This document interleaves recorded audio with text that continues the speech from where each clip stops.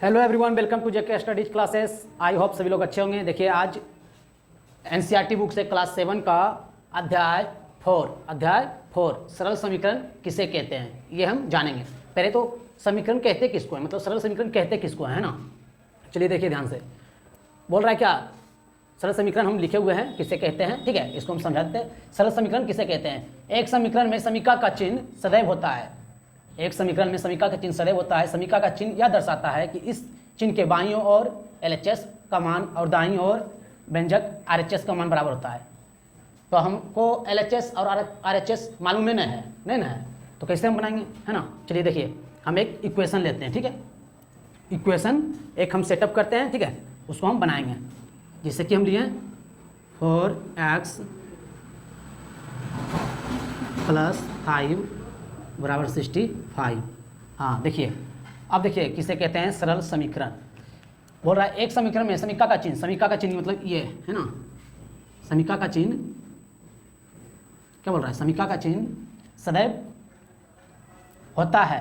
क्या सदैव होता है? मतलब ये होता है ना। समीका का चिन्ह यह दर्शाता है कि इस चिन्ह के बाईं ओर मतलब LHS और RHS, इसको हम बोलते हैं LHS, है ना। इसको बोलते हैं RHS बराबर होता है। देखिए LHS और RHS बराबर है ना, तो ये समीकरण होगा। ठीक है, अगर समीकरण किसे नहीं कहते हैं ये भी जान लेंगे। ठीक है, पहले LHS का फुल फॉर्म क्या होता है लिख देते हैं। LHS बराबर होता है लेफ्ट हैंड साइड। ठीक है, RHS होता है राइट हैंड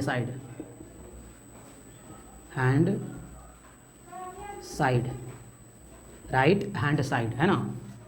ये हो गया मेरा सरल समीकरण, है ना,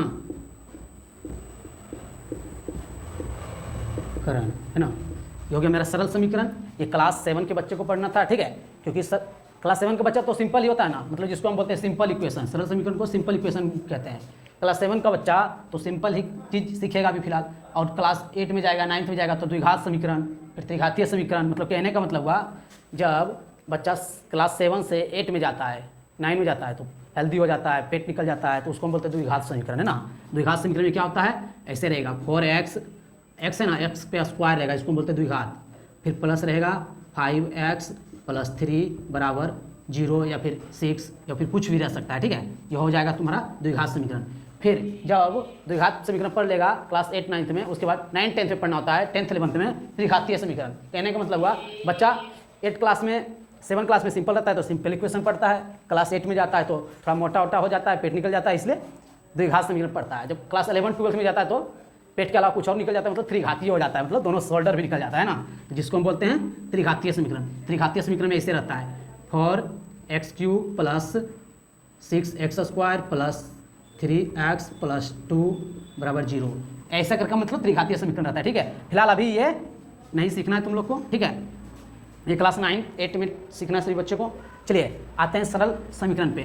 सरल समीकरण कहते किसको है ना, तो सरल समीकरण कहते किसको है हम बता दिए हैं। ठीक है, इसको बोलते हैं LHS, इसको बोलते हैं RHS, है ना। इसमें LHS और RHS में एक चीज़ और सीखने को मिलता है, जैसे कि ये मेरा 4x है ना, जैसे कि मेरा ये 4x यहाँ पे तो अभी भिन्न गया है।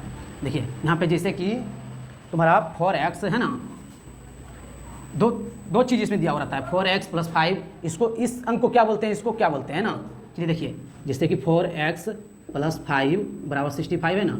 देखिएगा ध्यान से, ये है ना जो मेरा x को हम बोलते हैं कांस्टेंट नंबर, है ना, कांस्टेंट नंबर, है ना।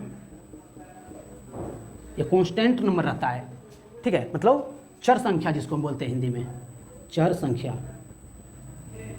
संख्या। और ये 65 को हम बोलते हैं अचर संख्या, जिसको हम बोलते हैं इंग्लिश में वेरिएबल नंबर। क्या बोलते हैं? वेरिएबल नंबर,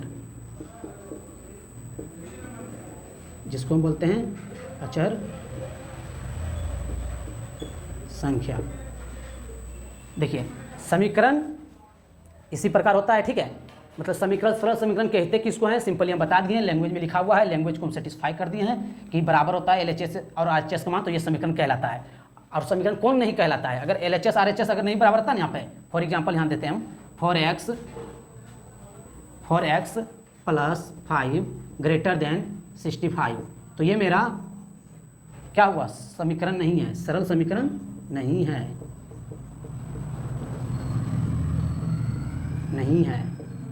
क्यों नहीं है? क्योंकि LHS मतलब कि चिन्ह के बाईं ओर का मान और दाईं ओर के मान के बराबर नहीं है, मतलब बराबर का चिन्ह रहता तो समीकरण रहता, ये नहीं है, इसका मतलब ये गलत है समीकरण। ठीक है, आई होप समीकरण सभी लोग समझ गए होंगे। उसके बाद हम बताएंगे समीकरण को कैसे सॉल्व किया जाता है। ठीक है, धन्यवाद।